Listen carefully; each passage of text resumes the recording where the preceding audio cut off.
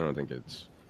Hey guys, welcome to episode 36 of The Weekly, and we are back for another new show. And I feel like I have I'm looking at my screen. I feel like I'm slow. Anyway, it's a long night.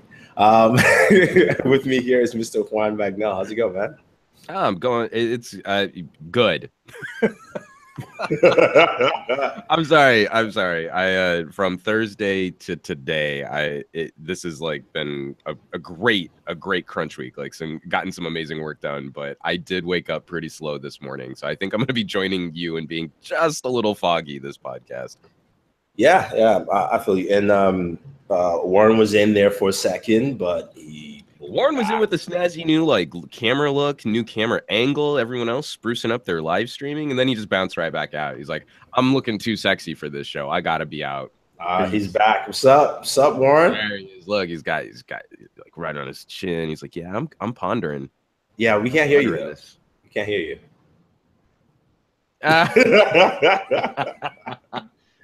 Sorry, Warren. You're looking great though, dude. Yeah. Ronald's in the chat. So let's get things going, guys. Starting off with something. Yeah, there you go. Now. Yeah. Yeah, but that's probably sound pretty crappy, right? Yeah. It's coming off the webcam because for some reason my Yeti Pro just does not want Hangouts doesn't like the Yeti Pro now all of a sudden. Okay. I don't get this. I hate everything Hangouts. Anyway, let's kick things off. The first thing, this actually was news from last week. I was going to mention it last week, I forgot, but Google is committed to $1 billion grant to train U.S. workers for high-tech jobs. I'm going to add the link into the description. I just haven't added it there. The search giant regularly expressed its desire to help stem some of the negative impact, and now it's putting his money where its mouth is, but in the tune of $1 billion. The CEO announced grow with Google at an event on Tuesday in Pittsburgh over the next 5 years. The initiative will commit $1 billion to nonprofits aimed at training American workers and helping build businesses. So it looks like Google's one of the first companies, at least big companies, to just kind of step out there and say like, hey, let's help train that workforce, because that is the future in terms of what people will be doing for work. I just wanted to get your thoughts. What do you guys think? Well, I mean, no, I think it's a brilliant move for a company like Google to be trying to source talent, and again, trying to catch them young and impressionable, and you can kind of create your perfect workforce that way. But at the same time, it's also, I like it when companies engage in practice, which makes it feel like they're trying to raise all ships. You know what I mean? Like a competitive marketplace is really better for Google. A better trained workforce is better for Google, and to invest in that kind of talent, I think is a wise play on their part. Not to mention just it's great PR, so it makes the company look super great. Mm-hmm. Warren, how about you? Yeah, I agree that it looks pretty good for them to be kind of going after it the way they are towards, especially people that are coming in young and early. They can better develop the type of worker, the type of caliber of talent they want, because it's kind of been an issue for a lot of people in the sort of hiring spaces, that a lot of people can't find the people that they want or can work the way they want them to. So it turns into them either not finding the person or having to retrain that person. But to get that person from onset to be good is probably definitely a good thing for Google, and I could see some other companies doing something similar to it. Yeah, definitely. I think it's besides being like I say, a good PR move, but it also basically puts things in a very interesting light in terms of how tech companies look at that workforce space. And Sam is here. What's up, Sam? No audio. While he fixes that, but definitely, I think it's a solid move all around. So, you're right, Sam. You good? I'm doing well. Okay. So I am here. Why is it? All right, let's move on to the main topics for this week. We had a launch. We had launch events. Yeah, we had several launch events. Yeah, a lot of smartphones this week. But let's start off with the big one. Pixel 2 and Pixel 2 XL are here. So let's get into some aftermath for that stuff right there. Now, Mr. Huanbag now has the Pixel 2, I believe. Yeah. Yes, the little one. Yes, the one with the better display. Well, okay. Yes. So first of all, because I kind of went off on a little bit of a rant during the Pocket Now podcast, so I'm going to sum up my thoughts a bit more cohesively here. Mhm. But I think we can all admit that LG's OLED manufacturing is probably about 2 generations behind Samsung, if we're being generous, right?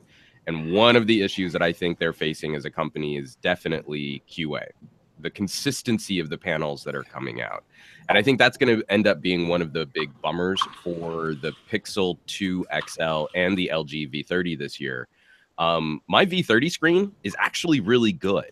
I showed a screenshot during the podcast. I think I can find it again if you guys want to see, but comparing matched output low brightness between my V30 and my Note is more consistent, but my V30 is pretty good. So it's unfortunately going to be one of those buyer beware situations where if you have a screen that's way off, you should absolutely go and get it replaced. But I also take some exception to the way that people are testing.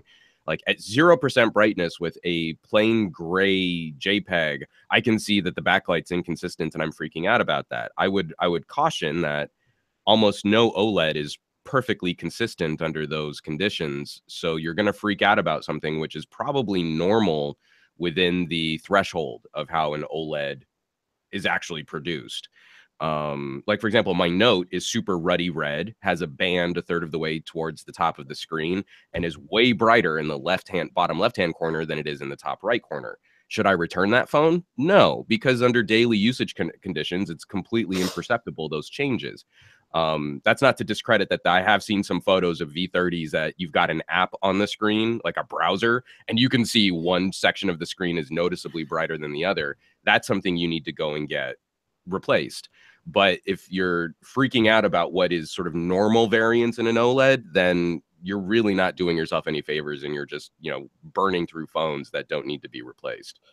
I mean, true. One of the things I will say I noticed, because I know one of the people who's been pissed on this is Danny Wingate, but then again, his whole thing just usually. But I mean, look at the source though. I mean, I think Danny, the work that Danny does, he has built a reputation and deserves the respect of. He wants something that's going to be production grade for the work that he does too. And if the V30 is making that claim, then I think he has every expectation of the highest possible quality output for something like that. Yeah, I mean, going back to the V30, my pre-production V30 display looks fantastic. Mm-hmm. My retail display, I turned it on, it was yellow, just straight up from top to bottom. Yeah, I was just like, it's a little better now, but it's just. And did you have any of the adaptive brightness modes on? Just out of curiosity. Turned it off. I turned it off and I just cranked both screens. I was looking at it and I was like, what kind of crap is this? It's literally just what happened. So you're definitely right with LG has some production issues.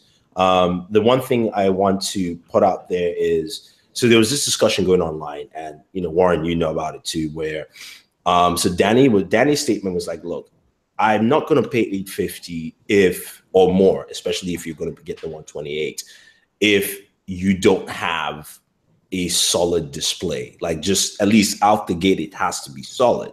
Right. And a lot of people were like, so what's his name? John Morris. No. John Rethinger was like, it's not so bad. Yeah, it's not so bad. That's where I have my own little beef, is that, look, as tech reviewers, don't say it's not so bad. Just call it what it is. I mean, it's about setting a fair expectation. So, I mean, if you see something, if you guys can see my screen right now, right. If you see something, say something. I feel like I'm say something. New York subway. You guys can see my screen right now. The V30's on the left, my Note 8's on the right. I think we would all agree that the Note 8 is demonstrating a more consistent display output, but the hot spots on my V30, I would not consider those to be deal breakers. And the V30, when we're talking about an ultra low light exposure, it's a cooler color tone that actually matches the shade of gray better than the ruddier color tone on my Note 8. So should I be getting rid of all my Samsung phones because they all have red hued screens? And I would say no. I don't think that's something that you should be returning a phone for, especially in a climate where we have adaptive color and adaptive brightness modes. I just tend to prefer using those settings off. But this is the same token, my Note 8 is brighter in one corner than the other. It's not as noticeable as it is on the V30, but again, I don't use my phones at 0% brightness with plain one color JPEGs on the screen all the time. So this is not indicative of real world performance. This is like a synthetic benchmark for your screen, not real world usage. Warren, any thoughts? I think Juan just kind of summed everything up, I suppose. As far as like me with the Pixel 2, I think you guys see my tweet, what I thought of the Pixel 2 XL's display. I have the XL version, and it's super straight trash. Sorry, it is. Straight trash only. It's straight trash.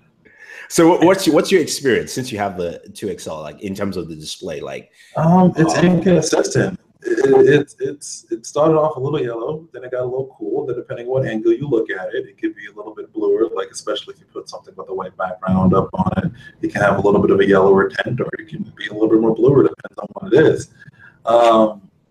It just for $1,000 phone, which this is after tax of probably around $1,100 or so to buy this particular model. To buy this and have a display perform in that way is just unacceptable. Does it make it a bad phone? No, that doesn't make it a bad phone. There's more to a phone than this display, and the display is one of the most important things. But there's more aspects to it. And there's some people that aren't even going to care that the display looks in the way that it does. But I think that's something that has to be concerning to LG and for Google to look at and say that if people are spending thousands of dollars on this phone, $1,000 or more on the smartphone, the display has to be top notch or match what the competitors put out there. They're either a little bit cheaper than you or roughly around the same price as you.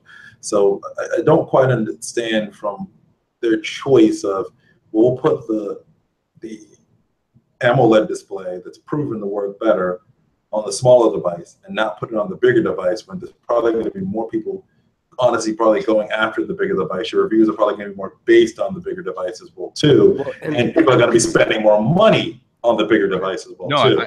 I completely agree with that. I think a major issue is Google going with dual partners again. I mean, if this is a commentary that HTC wasn't capable of getting the job done in their work up to the second generation phone, which is surprising because they put out two phones last year all through HTC. That's maybe part of the commentary, but I think you're going to run into these kinds of QA problems and consistency problems when you're working with different manufacturers for what's ostensibly the same line of phones. And I think this is going to be one of the major bummers of the Pixel launch, is that they kind of feel like two different phones. It kind of feels like a Nexus 5 and a Nexus 6P again. It doesn't feel like one cohesive brand statement, or at least less so than it did last year. Yeah, I agree with that, because the XL feels like a very different device. I haven't really had a chance to put my hands on the regular Pixel 2, but I think a lot of people say the Pixel 2 feels very similar to last year's phone from what I'm hearing. Mm-hmm. Oh, yeah, a lot. The XL, and some people that I know have Pixels, I've shown them the XL, and there is a bit of a different feel to it and different look to it. It doesn't quite match up in terms of one cohesive line. So I think it would have fared better for them to have probably worked with one manufacturer. I don't know, pay Samsung more for some more AMOLED displays at this size, because they seem to be getting it right, because OLEDs are not easy to manufacture. They are something that have a high failure rate when making them. So if you know one partner is doing very well with this, you might want to stick with them. Especially, what bothers me, it's the more expensive device that has essentially the lesser quality display, not only from the POLED, being a POLED, but also having a less pixel density as well too than the original one. I mean, not the original, than the Pixel 2. It's just questionable things that I'm not sure where Google is going in terms of what they were. It's like they were trying to save money somewhere, and they picked the wrong place to save money for a company that's got. I don't know. I don't know about that. I cash. mean, I really do think that this was Google's inexperience in making hardware. And last year, I think they got really lucky with relying on HTC as a source. And then, like, well, we've had great experiences working with LG in the past. Here's our reference. Make a phone around that reference. And again, I don't think that they were as involved in the conversation on QA as they should have been. I mean, like, you're totally right. I'm actually not a big fan of Samsung's OLEDs this year, but they've been remarkably consistent. So if they're remarkably consistent, you can adjust for variance much easier than what we can do with LG right now, where they seem to be all over the place in terms of quality. Well, let's be real here. Let's just say what should be said about displays and smartphones. Okay. It's getting real. The reality is nobody cares how real the image and colors are. It just needs to pop and say, wow. That's all it needs to honestly do. This is why Samsung is the king of this. They make the newsflash for iPhone users. They make your Super Retina, and they made the Retina display before too. They've been making Apple panels for a while. That's why they look and pop the way they do, and they're very consistent. You look at AMOLED displays, they look and they pop the way that they do. And no one cares about how realistic they look.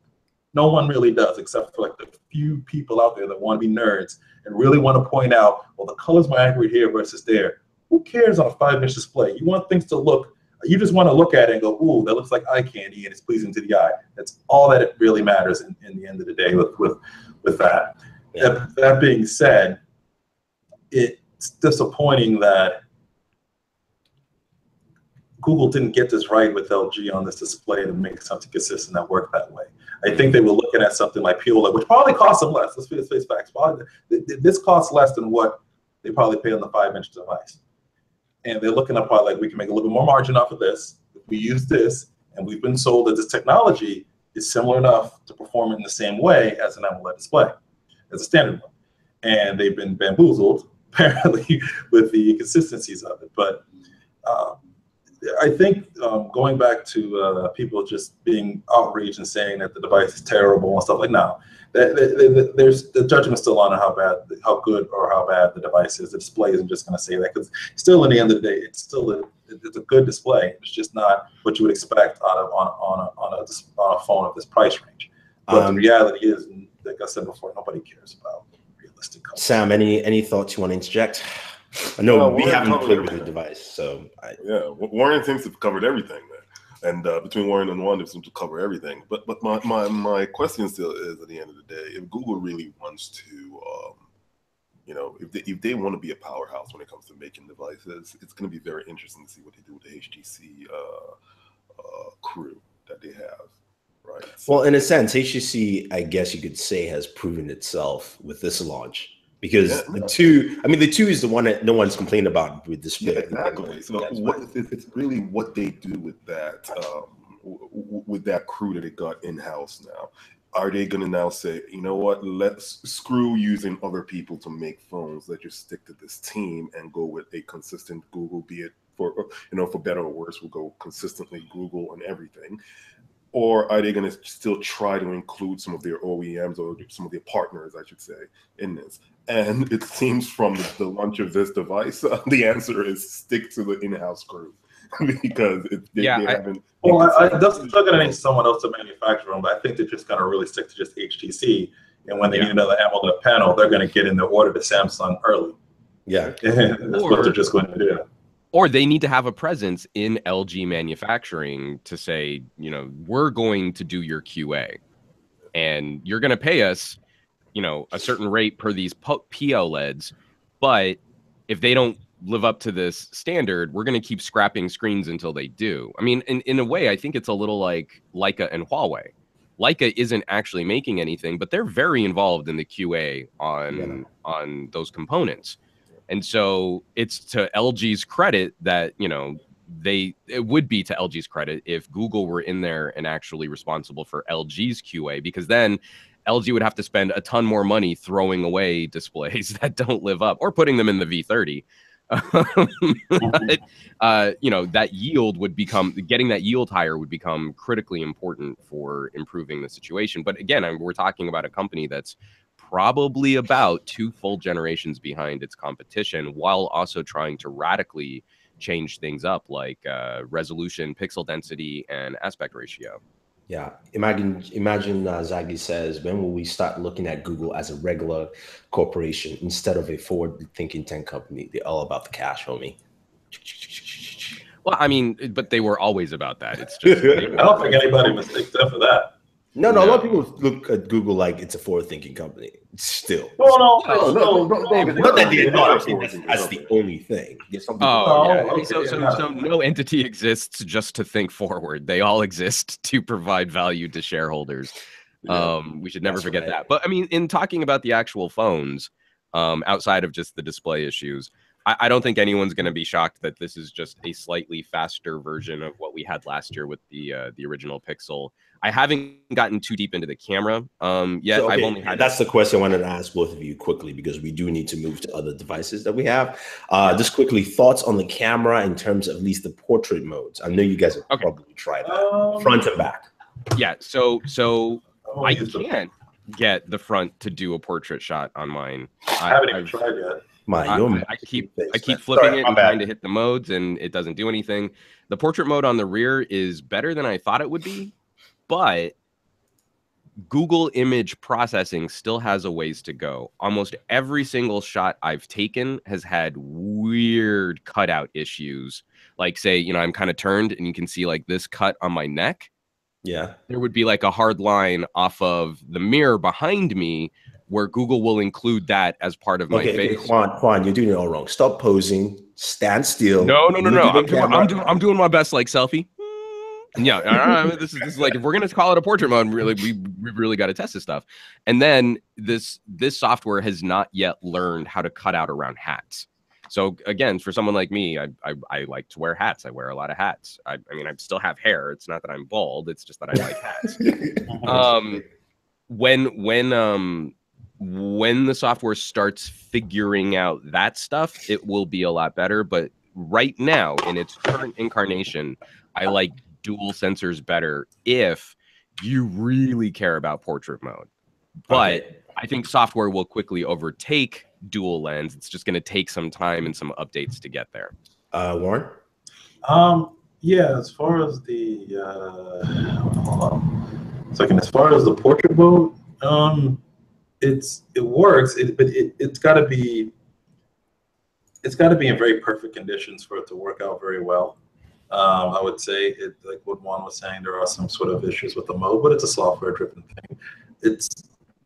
It's probably a little bit further ahead than Apple's portrait mode, just a little bit, I would say, with that. But the one thing that it lacks is you don't have those extra lighting things and features to really kind of to really like put that to the test. So you're really just shooting bokeh. You're really not shooting anything else, and it does a good job of that, but you don't really get anything else.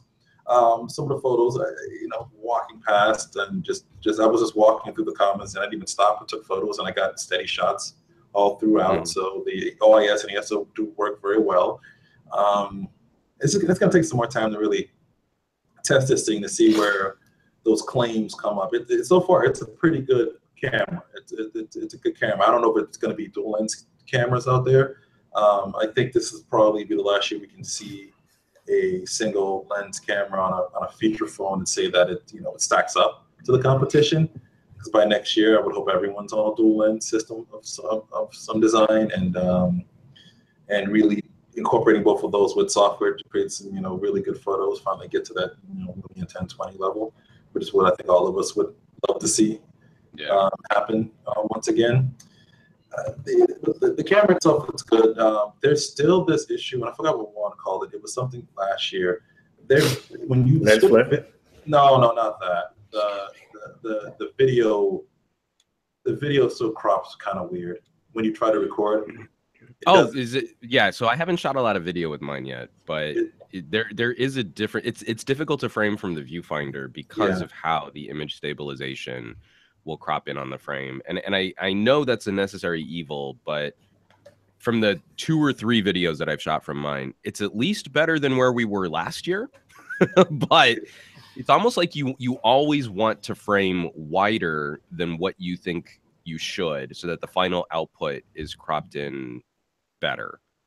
And that to me is something I am not used to doing that after shooting on Samsung and LG, where when I line up the viewfinder, I'm pretty close. That's really close to what the final output's going to look like. I can predict that really well. There's something unpredictable about the way that the Pixel will crop your video. On the other phones, you're not getting the instant crop the second you switch to video mode, because pretty much whatever you see in photo mode, the finder essentially matches in video at the same exact time.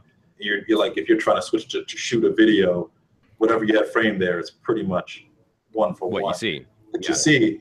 But now when you look, when you turn on the Pixel and you're zoomed in on the shot, and then you swap the video, all of a sudden you're whoosh, either past your shot or way too zoomed into your shot, so now you have to back up and try to reframe it again, or you like it's just weird. It makes trying to shoot photos and videos at the same time kind of cumbersome. Yeah, because you have to essentially you have to guess. I mean, you have to guess. You have to have two. You essentially have to have 2 modes of shooting. You have to have a photo, and then you have to know, oh, I'm shooting video, so I need to reframe. I have this way of shooting video, and guess anywhere from 2 to 5 feet where you need to be between whatever is you're actually shooting. So, well, no, I think you're wrong, Warren. I think it got like a 203 score on DxO, and it's the best camera ever. So, yeah. Real quick before we leave the Pixel, I do want to say that there is something really important to talk about with audio. So the stereo speakers, they're good. I mean, I think people are going to enjoy them. Obviously, no headphone jack is a major bummer, not having it built into the phone. But I was ridiculously excited to see that the protocol that Google is using, oh, that's a good shot. Yeah, that's with portrait mode right there. Like when you get it on point, you'll nail it. But because you have no controls over how that works, you're constantly guessing. It's almost the same thing as the portrait mode on the iPhone. But the difference is, I think Google software gets us more accurately right than not. That's not bad. You know, but the only strange cutout I can see is the green leaf at the very bottom of the flower, but it's blended well enough that I don't think that's super distracting. Yeah. What you were saying about audio, Juan? Oh yes. So the dongle is actually just a regular USB audio device that can be recognized by any modern phone. So I mean, any phone this year, I plugged it into a V30, and the V30 knew what to do with this dongle. And then I plugged it into my laptop's Thunderbolt port, and a little pop-up on Windows like, oh yeah, let's just install one extra little piece of software for this USB audio device. And that's Windows. Windows can handle that. No, but that's what I mean though. Yeah. Let's not forget, this looks exactly like the same kind of solution that Motorola and HTC use, but those dongles do not function as USB audio devices. They are just pin pass-through from the phone with the DAC built into the phone. They just have pinouts. Okay. So if Google can actually tap manufacturers to start utilizing this solution, we'll finally be taking the right step towards USB-C audio. So I'm not happy that the Pixel doesn't have, I'm really not happy that the Pixel doesn't have earbuds in the box like an iPhone. And I'm really not happy that the Pixel has a dongle. But this is the right path moving forward. So again, we're talking about a 2-year plan out before I have really good cabled headphone solutions. But if Sennheiser or Audio-Technica or AKG, if those companies want to make a high quality audio experience, they now have a standard that they can interact with. And I, as a consumer, get a product where I can invest in some really nice headphones, plug them into my phone, have the headphones be responsible for a high quality audio experience, pop that out of my phone, plug it directly into my laptop, and not have to worry about any other cables or dongles or adapters. This is the right path moving forward. Now we just need the manufacturers to back it up. All right, cool. Now, speaking of path moving forward, Huawei also has 2 phones they announced that don't have headphone jacks. And I'm talking about the Mate 10 and the Mate 10 Pro, which was announced this week. Thoughts on those devices? Because the Pro to me has some interesting. We were going back and forth with the specs, Warren, especially with the display, and the fact that they told me they couldn't put in a headphone jack because of water resistance and bezels. And I was holding my Galaxy Note 8 in front of them, going. Well, I mean, other companies can. Huawei legitimately might not be able to do that. Why is that? I don't know. I'm sorry. I'm gonna shut up. Someone else talk about it. I'll start off with it.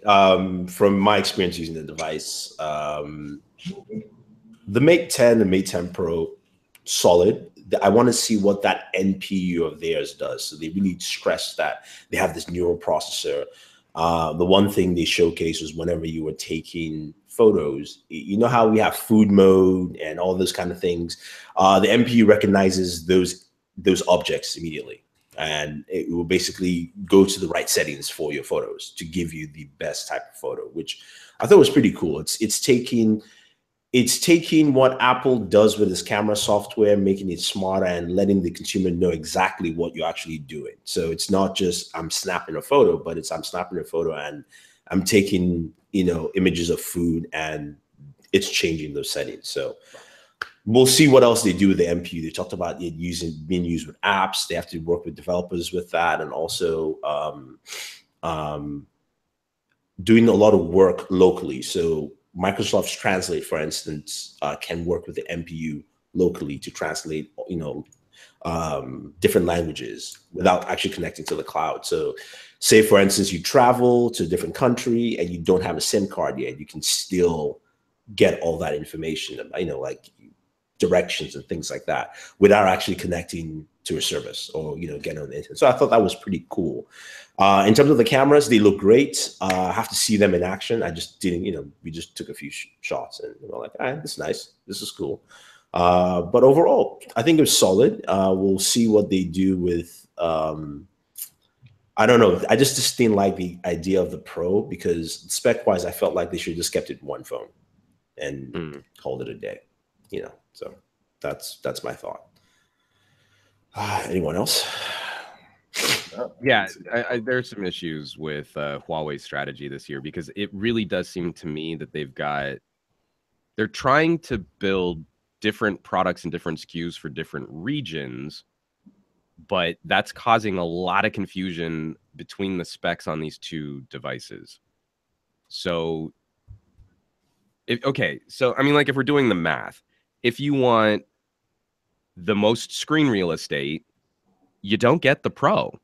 I know it says 6-inch screen, and the Mate 10 is a 5.9-inch screen, but because of the aspect ratios, there is more screen real estate on the Mate 10 than there is on the Mate 10 Pro.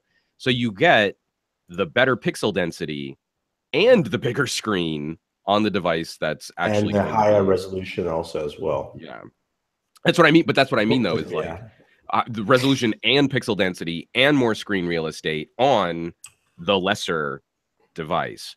So this to me is just I think it's going to be very difficult. Well, and we know that Huawei is going to be sending some phones to some regions and some phones to other regions. We had someone chime in on the Pocket Now Weekly saying like, well, here in the Netherlands, we're only going to get the Mate Lite and the Mate Pro. We're not going to get the regular Mate 10, according to the various press releases that have come out. So here in the United States, I'm pretty confident that we'll get an unlocked Mate 10. We probably won't get an unlock sold to United States Mate 10 Pro.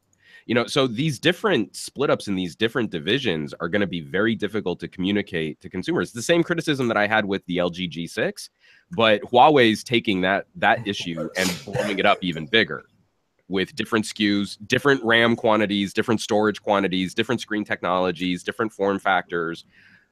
I don't think this is a good way to launch a product opposite Apple and LG this year. Anyone else? Sam?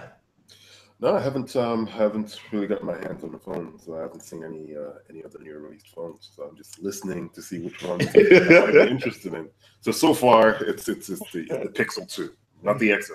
The Pixel 2. Okay. All right, let's move forward to the other device announced this week. ZTE had a big event and they showcased their dual screen device. This is the Axion M. And yeah, Warren, do you want to kick it off? Thoughts? Warren's not around, so I guess I'll kick it off. I mean, you actually got to go check it out. We unfortunately had to. I didn't check out the device. The Colonel did, and he's not here. So. Oh, that's true. Oh, wow. Yes. That video was phenomenal too, by the way, because I don't know that I've ever seen Michael Fisher so uncomfortable. He's like, someone else come talk to this. No, it's great the moment you picked where it's like your attention shifts just a second to someone else, and he's like, "Yes, go talk to that other person." I'm out of here. I've never seen Michael hit the eject button so aggressively. Like, get out, get out, get out, get out, get out, get out, get out, get out, get out. Yeah, no, I mean, it was fun. It was fun shooting that. I want to thank everyone who actually just like at least stayed on camera and didn't run away. But I mean, the Axion M is very reminiscent of the Kyocera Echo. The one thing about part of me likes the device and part of me does not at the same time. And you have it right there, right? Yeah. No, I have the Kyocera. Oh, yeah. Okay. And part of it, so the flip out screen, they've done a really good job. It's a really thin slit, so it's really small. That's the part that doesn't bother me. It's the bezel that does bother me. Because when you hold it as a regular phone, it's fine. But when you flip it, it really just becomes this odd thickness on the sides. And I'm like, I wish you just, I know some people have complained that we shouldn't get into the, thin bezel craze, but I wish they had just cut down those bezels in half, because then I really go like, oh, I have kind of like a tablet experience here on there. The functionalities they talked about, yes, you can mirror this display, you can extend it, you can have two different applications running, you can watch the same video of both sides, those things are nice. But it didn't give me a use case scenario that I said, okay, this is like, it's killer. I mean, it's just one of those things where I was like, okay, fine. Like, we went out, I grabbed some drinks yesterday with Sam, and I could show him a video and I could watch the same video, in tense mode. Yeah. But okay, I can also just put this display of the screen down on the table and we can both watch the video anyway. And also watching it on your own. Well, I was going to say, who are you sitting with as a friend that you would want to share a video with that you wouldn't want to sit side by side? I mean, it could be the sitting situation in the restaurant or bar you're in. I'm just saying. maybe your friendship was a little cold. Now, you trying to share it to make it warmer. That's a kind of crappy excuse. I don't know, man. I mean, but the thing that really gets me about this is you're really not getting extra screen real estate per se. You're just getting more functionality out of it. So if you look at when you're watching videos on YouTube, you don't get extra screen real estate for the video. It's just the other screen. You can now scroll through comments while you're watching the video, which is cool. It is cool. I mean, it doesn't add anything to the overall screen. Yeah. So here's my thing with it is the one thing that really bummed it out was when I heard the price. And I believe, at least it's not official, but the rumor pricing I think is about $750. And I was like, I get it, you're putting two displays, but really this should be $500. You know how I get cranky about trying to ascribe a value or a price. I know. Amount of engineering. You've got two displays. There's probably a ton of custom developer work that has to happen for something like that. And we're talking about a smaller manufacturer that can't get manufacturing deals to the same price point as an Apple or a Samsung. So I understand why it can't be 500. You're right, though. If you want it to fly off the shelves, that would have been nice. But it's just wholly unrealistic that, I mean, what's frustrating is it's another example of don't be first. So ZTE, but they're second. Well, but I mean, of the modern smartphone area, they're really not going to remember. I mean, for the Pocket Now podcast, and I can't find it. I don't know where it is now. I have the Sony Tablet P, which is that weird like clamshell tablet that unfolds with two screens and there's a huge bezel interrupting the two displays. you just don't want to be the company that is first out of the gate. There's no benefit to you to innovate or to do something different or to experiment, because next year we'll probably get some sort of Samsung folding OLED, like an actual bending screen that delivers pretty much exactly the same experience, but without any kind of hinge in the middle. And then everyone will go, oh, well, that was the right way to do it. So ZTE, to their credit, is trying to do something different in 2017. And I think they're just going to get punished for it. I don't know. I just think they could have done more.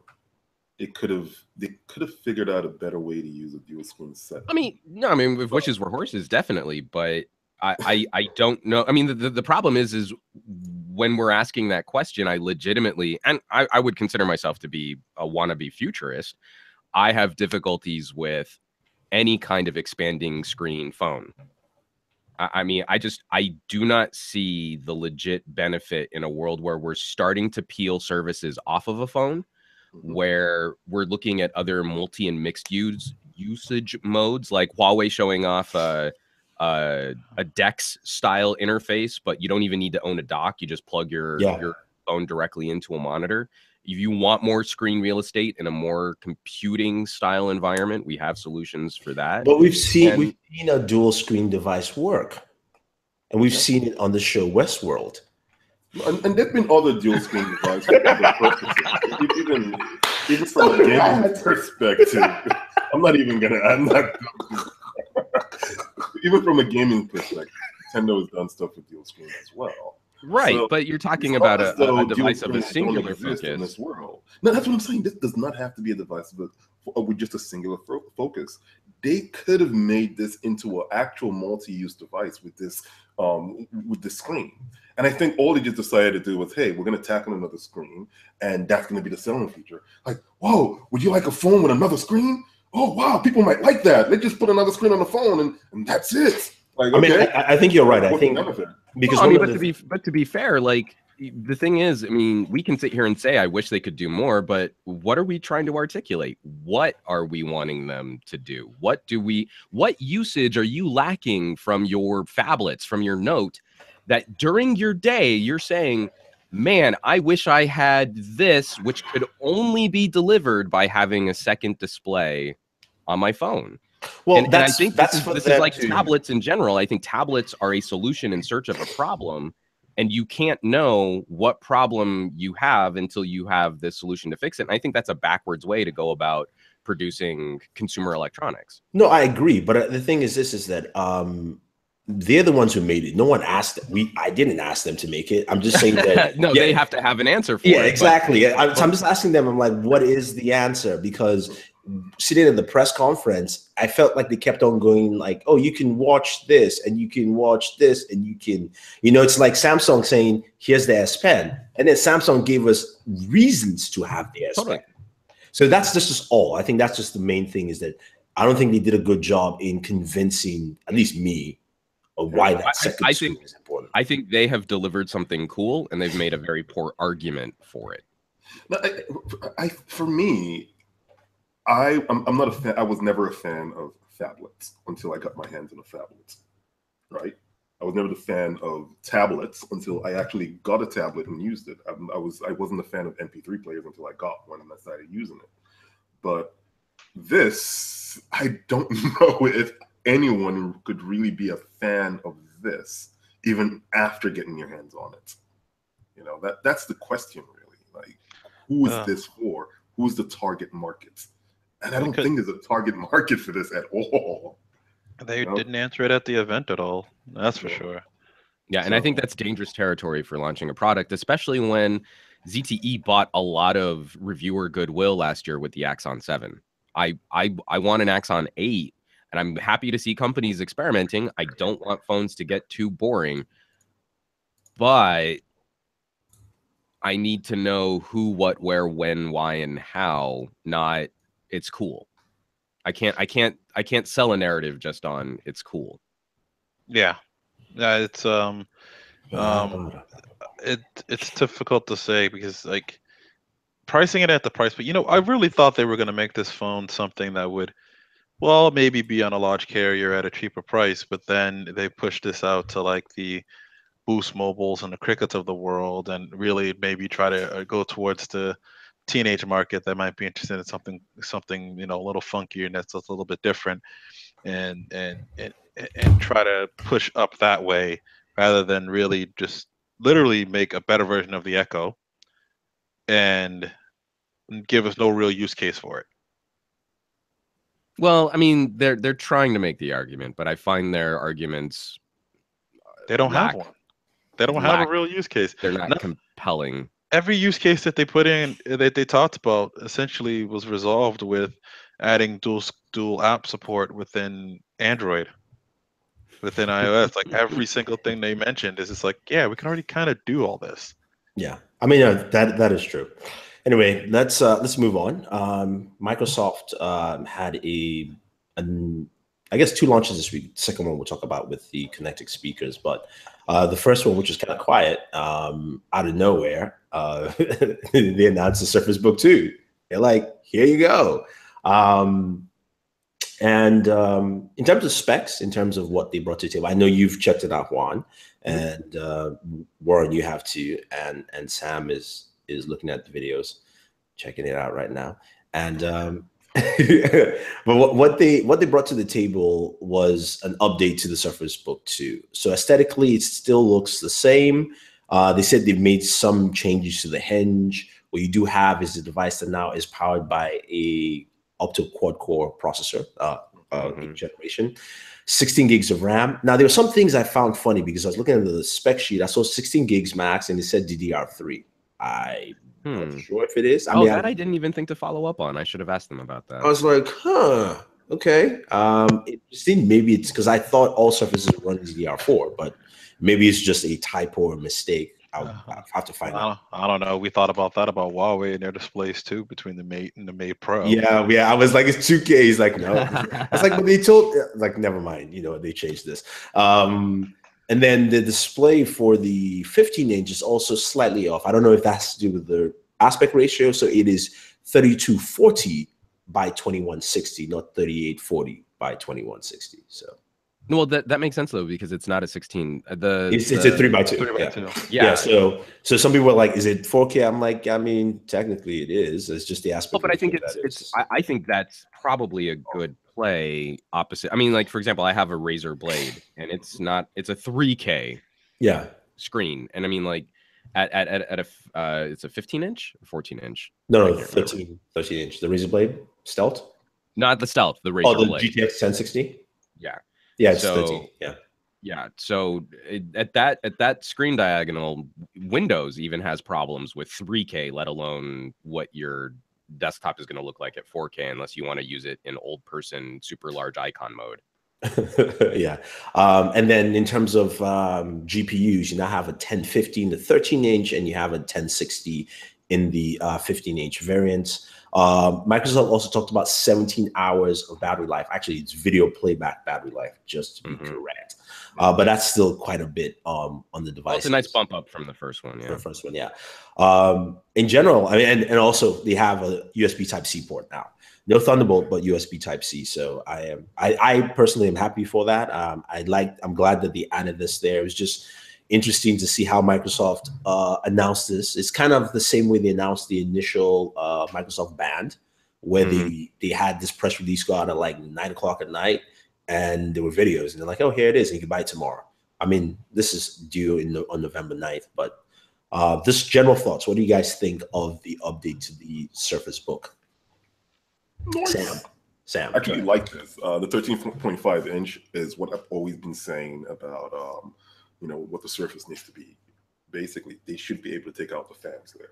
Remember the launch of the Pro 3? I was like, they can make this thinner. They can make the screen a lot thinner, and they don't need fans. And they finally did it on the 13.5 inch. They took out the fans in there. They've made it thinner. They've made it lighter. They've increased the battery life from last year's model. I think last year's model was 2 hours if you undocked it. Now I think they say it's about 5 hours undocked. So that's that's progress. That's to me, this is massive progress from Microsoft, and the fact that they didn't even have any real fanfare around it is kind of mind-boggling. It's very strange the way that they announced the product. Yeah, but the 15-inch, I say what, like, I am not comfortable with the price on either of this anyway. But the 15-inch, for what they are trying to do with mixed reality, having a laptop like this that can basically run a 4K display and also connect, is powerful enough to connect to an AR rig. I think it is the smart move to make, because you are tying in, Microsoft future-looking technology for AR or mixed reality, and tying this into a device they're releasing. So it shows some kind of I would say symbiosis in the ecosystem, which I can definitely applaud them. This is Microsoft. I think they've done everything right here. Like, for the last couple of releases they've had, I think they've done everything right. So clap for Microsoft. They're doing a good job. We don't say that often enough on this show, so it's nice to congratulate them on doing something right. Yeah, Juan. Yeah, I agree. I think maybe, to Microsoft's credit, the quieter announcement might just go hand in hand with the fact that it's going to be shipping later. In every way that, like, LG annoys me when they announce a product and then you have no idea when it's actually going to ship for over a month as they sort out all of their deals, that maybe that's the one thing I can point to that Microsoft is doing well here in terms of talking about the product. No, this addresses pretty much every issue I had with the first generation Surface Book, and why I went with a Razer instead of a Surface Book is because I wanted touchscreen, I wanted a dedicated GPU, I wanted a Thunderbolt port. That's why I ended up with my Razer, and this now gets me so much closer to working in Microsoft's hardware ecosystem. I'm still a little cranky that it's USB-C and not Thunderbolt, but that's a little bit easier to deal with than just, we've got 2 legacy USB ports and that's it. Isn't it crazy though that they have a USB Type-C port there, but they still have their proprietary charger? Yeah, come on. Dude. I mean, again, what are you doing here? But I do like it, because it just means that if you started with a Surface 1, you can still. Yeah, that's true. That is true. But we're still never going to get our unicorn device where it's like, we have technologies that do a better job of tackling. But you know what? It's fine. It's fine. every device is going to have compromises. Yeah. The one thing that I'm really curious about, and it's not that I think it's going to be bad. I'm not expecting it to be bad, but I am curious. Is what is it? What is the usage of a 15-inch tablet that we needed that on a Surface Book? That Microsoft is doing a pretty good job of trying to address user concerns. That was a big talking point for them when they were on Newegg. Is like, the stuff that we're coming out with is stuff that people have been complaining about, not we just think it's a cool idea. So I'll be curious just to see how that handles. I'll give you the examples that they showcased when we did the hands-on. Is one, editing on a 15-inch is just better than editing on a 13-inch. Just call it what it is. Totally, but what I mean is I think it's detaching that and using that as a tablet. So the one that it did was they detached it and they had an architectural board. Like schematics, right? And they showcased that on the 15, and it looked it just looked big, and it looked like you could go in and whatever if you're an architect, like that's the kind of stuff you do. Like, it's that kind of thing where if you're using the pen and if you're doing things that require that, a 15-inch makes more sense, because at least the real estate is much larger for you, as opposed to the 13-inch where you can still do the same thing, it's just smaller. So I think that's where it really shines. It's that whenever you're doing anything with a pen, that really is where the 15-inch would work for you. And the fact that because the Surface Book, when you flip it around, you can bend it, you've got that little tilt. Totally. You now can sketch and do all that kind of stuff that you want to.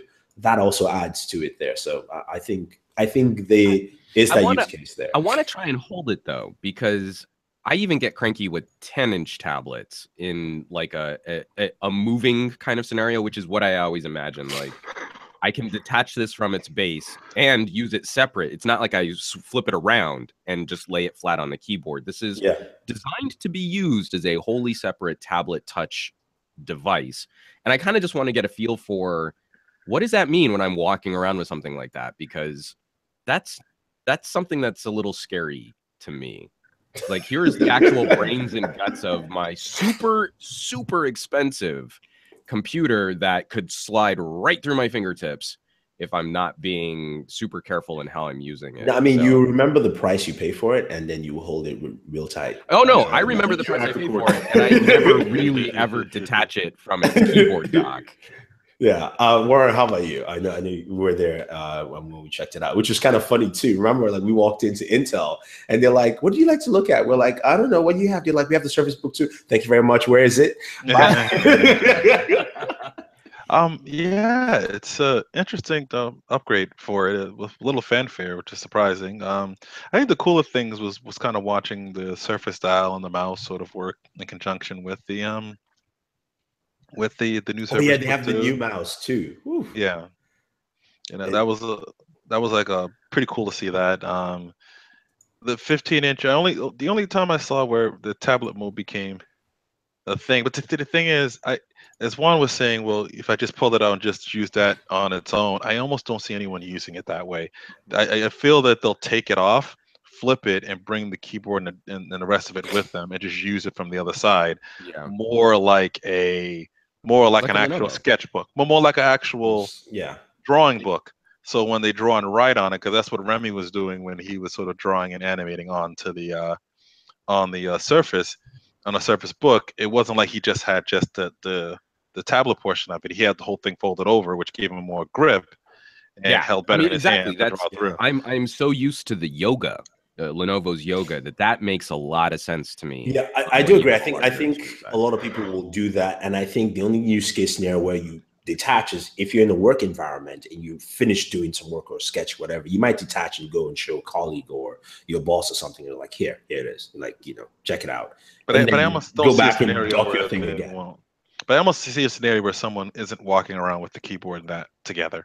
Mm-hmm. It's like they're gonna walk around with them in some way, which is just gonna make it easier so it doesn't fall out of their hands, like what Juan is saying. I think somebody will recognize that early as him not gonna lose $2,500 here. Yeah. Plus, the battery life on this thing is not going to be the kind of thing where you're just going to undock and use it for a whole day and then forget, where you've put something. No, you're going to want to have the base around you. Yeah, because the base has the extra battery, of course. Yeah. Exactly. So. Yeah. All right, cool. So kudos to Microsoft on that one. And we'll see when it's pre-orders on November 9th. So like you said, it is coming out later in terms of the most expensive configuration is the $3,300. Yeah, it's 1 terabyte SSD though, so that's nice.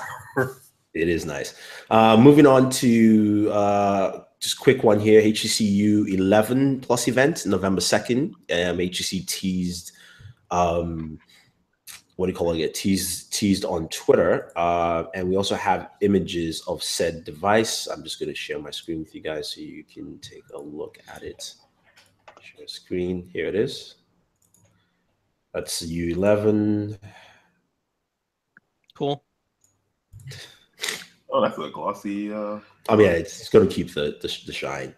It's got a single camera in the back. Looks like a G6. Yeah, thinner bezels, at least on the sides. I mean, you know what? I know I'm being a little underwhelmed here, but I am kind of happy to see that it's just a flat front face. It's been a major pain in my butt trying to find a good screen protector for my V30. So yeah, okay, cool. I mean, if I'm gonna try and find something nice to say. Yeah. God, that was so harsh, man.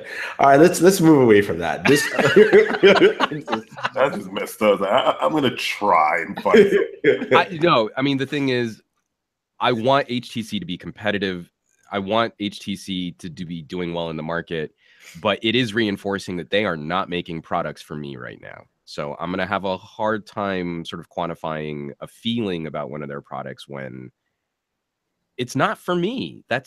I mean, you've designed a phone in a lab that's not for me. It doesn't fit my lifestyle. It doesn't fit my usage. And Doesn't I can fit. try and A guess lot who of it's people's for, usage.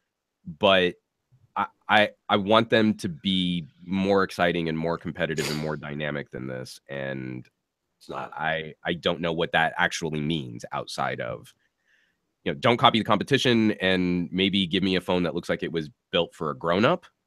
Also, I mean, have your cool jewel-toned, candy-colored phones, but I don't want to show that off when I'm taking a meeting. When I'm taking a meeting, I'm actually having a lot of fun taking my BlackBerry, because everyone has this sort of like, oh, how retro of you to be using a BlackBerry, but it looks like it's made for grown-ups. So I don't know. I'm having a hard time with HTC's current strategy.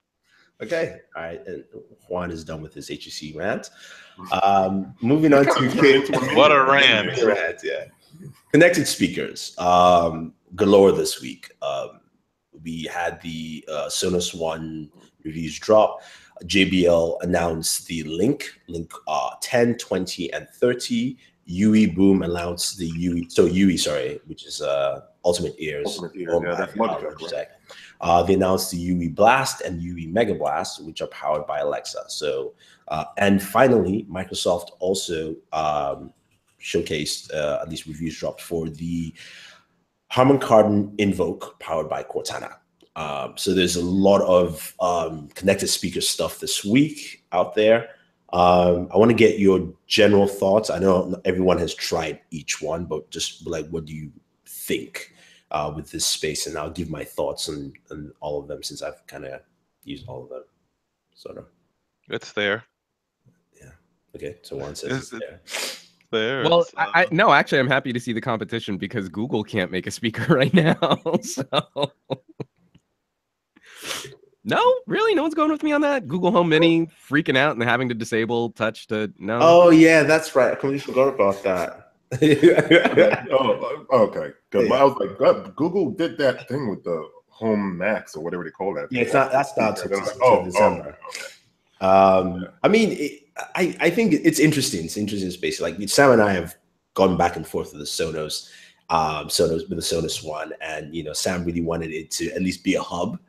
But Sonos is being agnostic and saying, look, we will support any any voice assistant. So it would definitely support Google Assistant at some point early next year, and it's going to most likely support Cortana as well.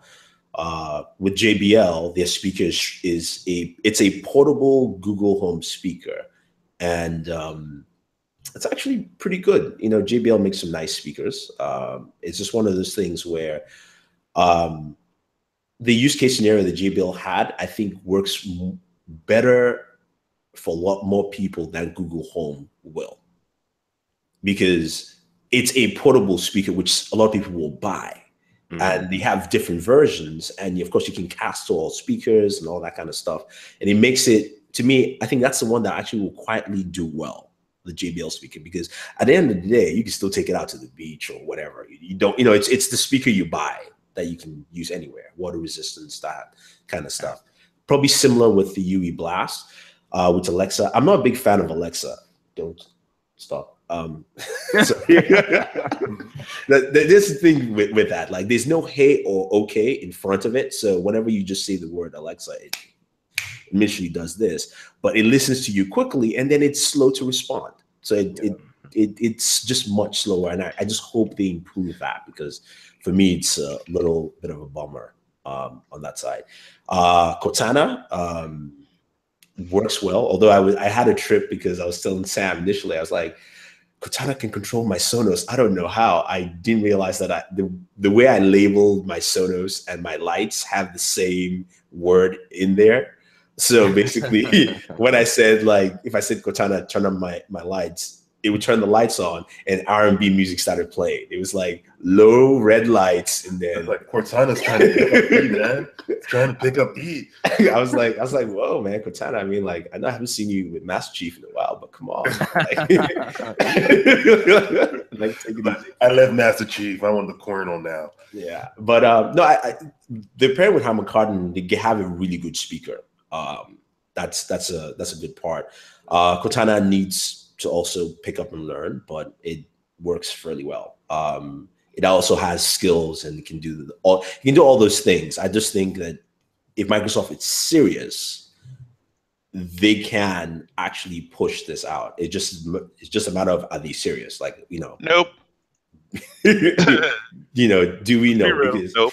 Because that's the thing. If they are, because to me right now it's the second best.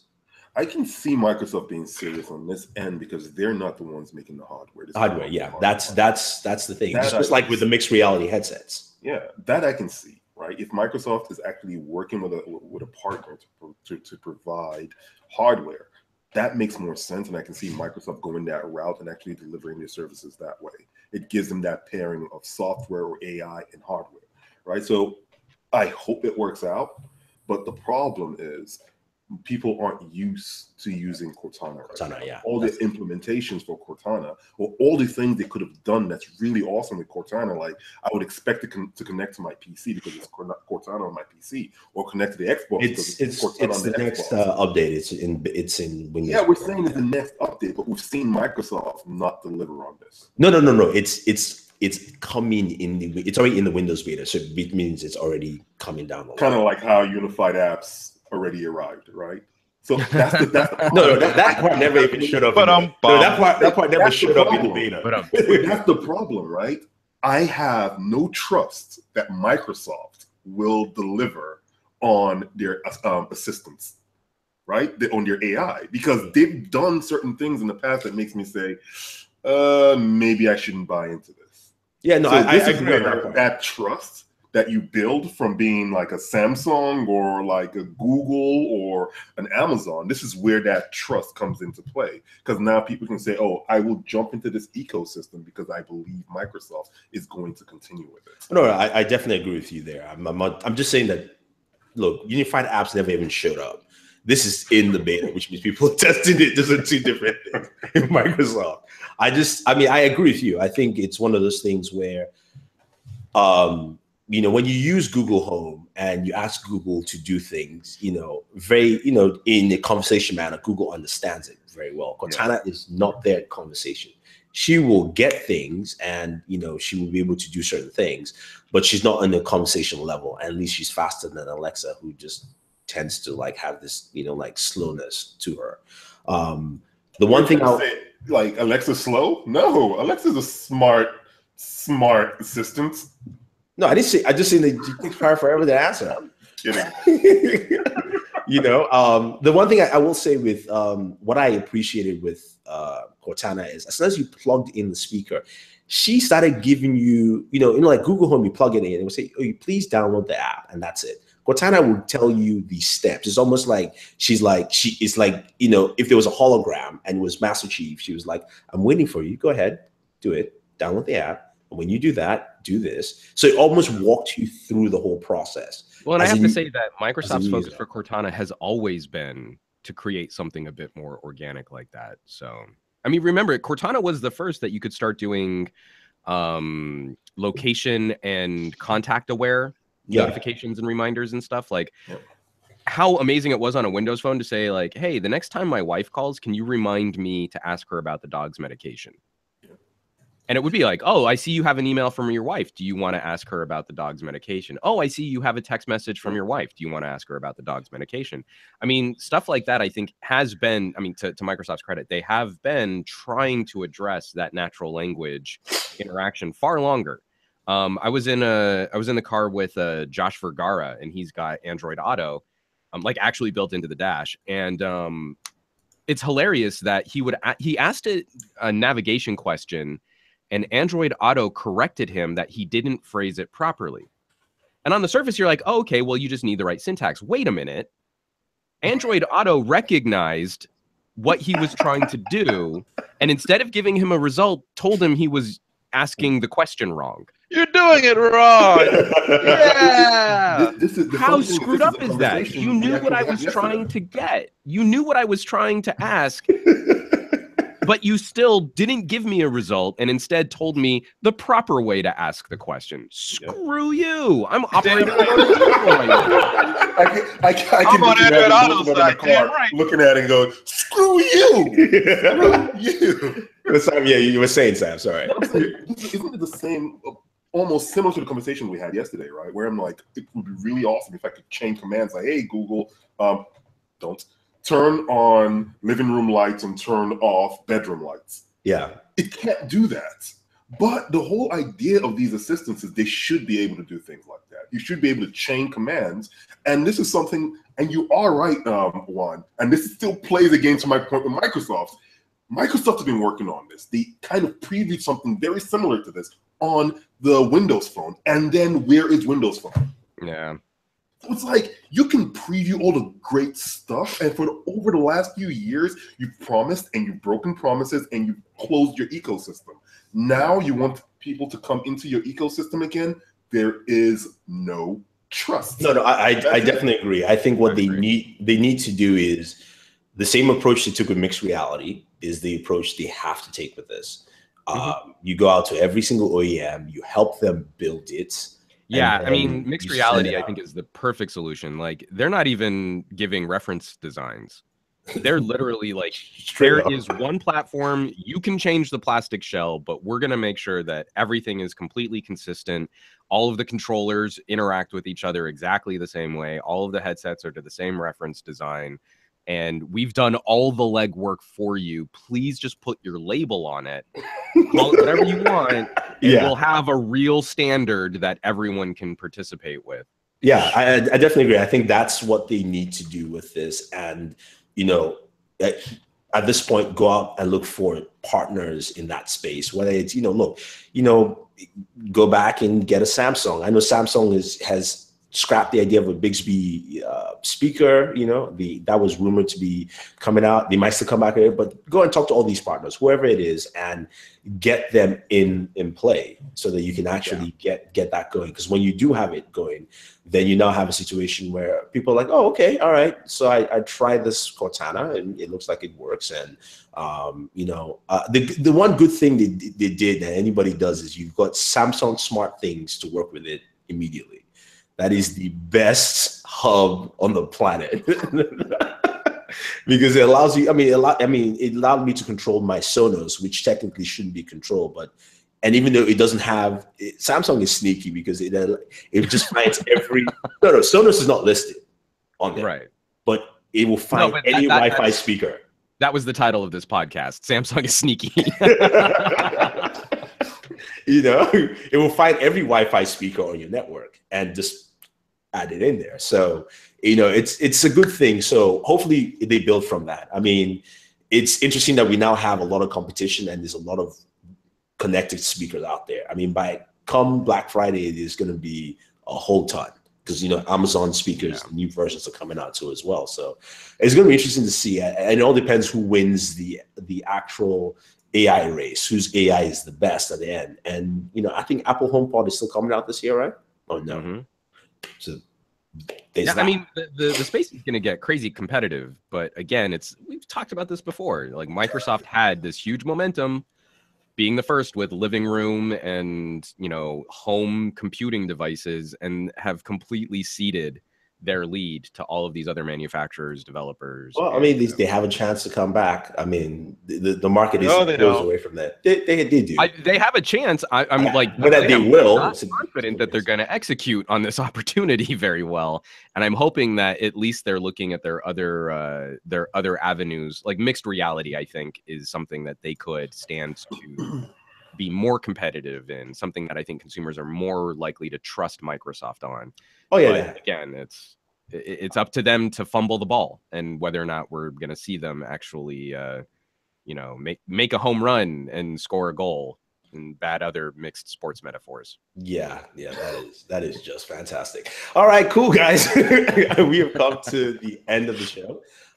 Thank you everyone for joining us. And of course, we are the part of the show where we talk about what we have on the channel and what we can expect next week. Start off with you, Juan. I know you started a brand new show this week. Yeah, I did. Newegg, congratulations. Yeah, I'm really excited about it. So Trisha Hirschberger and I are co-hosting a show for Newegg Studios called Newegg Now.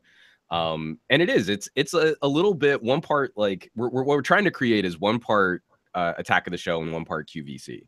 So Newegg is looking at deals and specials, very limited run, and they want to do that in a fun way. And I couldn't ask for a better co-host for something like that than Trisha, because she's fun, but she knows her stuff. Like, she used to be a product rep for Samsung. So when it gets into the technical stuff, she actually knows what she's talking about. And so this first week we did MSI, like $500 off MSI gaming PCs. We did Vertigear chairs. We did G.Skill RGB RAM.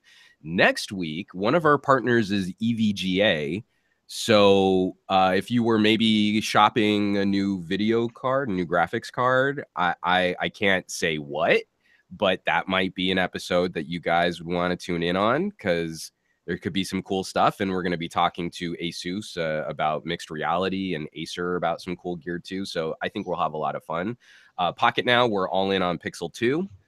So I'll be covering Pixel 2 stuff. We just put up our LG V30 real camera review. If you want to dig deep, it's 12 minutes of photo and video samples from the LG V30. On Gadget Guy last night, we had our Geek Book Club, where we talked about The Hitchhiker's Guide to the Galaxy. And I want to extend an invite, because I know you guys have been watching Expanse. Next month, we're going to start the Expanse series. So if you guys would like to join us on the Geek Book Club and talk about a book, we're going to be doing our November episode on that book. So I'd love to have you guys. The first book, is it called Expanse, or is it called something else? No, it's the Leviathan. Okay, all right, cool. All right, I will be. So yeah, lots of stuff cooking, but I'm having some fun, so it's good times. Cool. Warren. Huh? What? Really, man? Yes. Oh, he's back to his old webcam. Yeah, well, the other one wasn't working. I was sitting there trying to fix things. Sorry, I was trying to like make things work, and It was looking really good though. That was, Yeah. I mean, camera side looking great. yeah, that was just that Hangouts being a pain. I was using a 35mm lens. That's probably one of the reasons why I look that way. But yeah, I'm sorry. I was fighting with that. Are we at the point of the show where I say stuff and stuff? Yes. Yes. That's why I said Warren. Stuff and then stuff. Oh, we're done. Yeah. All right, cool. All right, later, Juan. Oh, see you later, Juan. Bye guys, have a good week. All right.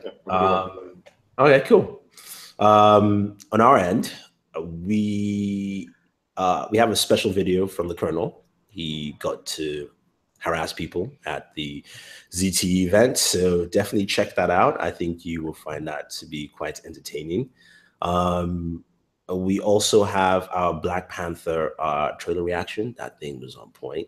Didn't the Colonel react to it yet? I don't think he's watched it yet. I'm not sure. He needs to watch it.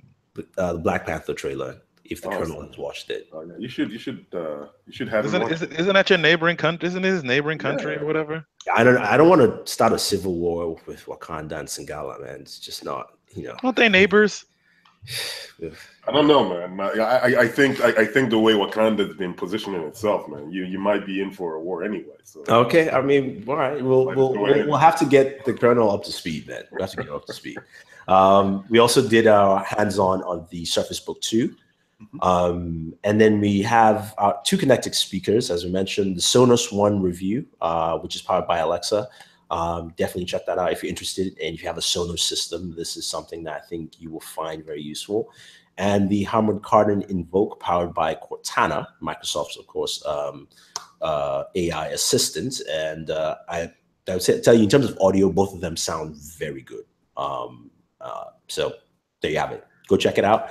I want to thank Juan. I want to thank Warren, as well as Sam, for joining in again this week, and thank you all for chiming in the chat. I haven't actually had a chance to check, but thanks for just putting your thoughts down there. And if you have any more thoughts while you're watching this later on, definitely leave them in the comment section of this video. Check out all the channels. You can check out Mr. Juan Bagnell. He is part of the Pocket Now network, and you can find his mobile videos there. His own personal channel is Some Gadget Guy. He also has a new show with Newegg, so you can check that out. It's on Thursdays, I believe. So either New York's YouTube page or Facebook page. You will find the show there. And then Mr. Warren Bowman is, of course, himself on YouTube and all social networks. It is bw1.com right there. You can check him out, follow him, check out all his videos.